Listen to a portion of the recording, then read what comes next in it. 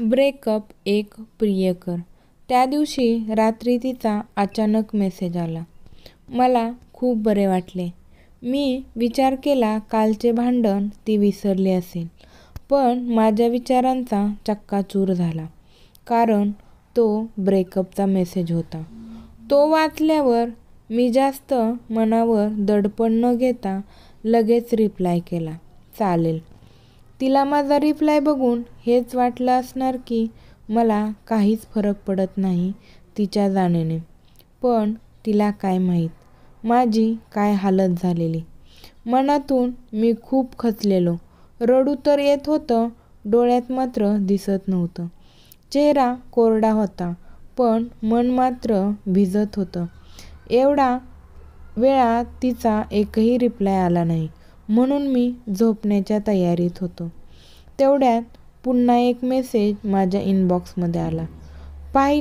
लिहिले होते की प्रेम हे एका धनुष्याच्या बाणासारखे आहे. तो बाण सरळ समोरील व्यक्तीच्या हृदयाचा वेध घेतो.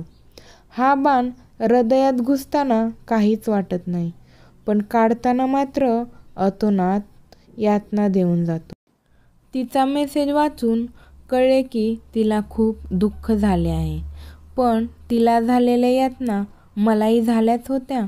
म्हणून मी लगेच रिप्लाय केला, प्रत्येकाच्या जीवनातून प्रेमाचा बाण एकदाच धनुष्यातून सुटतो.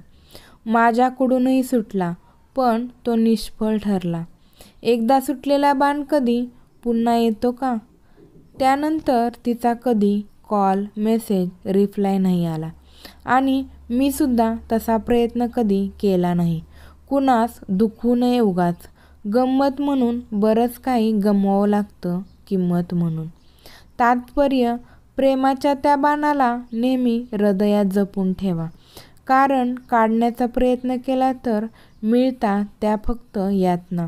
कोणाला इतकी पण वाट बघायला लावू नका की वाट बघणाराच निघून जाईल. निष्पाप मनात नेहमी तुझं मागणं होतं. अबोल्या नजरेतही एकच सांगणं होतं. भिजलेल्या क्षणांची आहे काही गाणी. आपल्या प्रेमाची हीच छोटीशी कहाणी.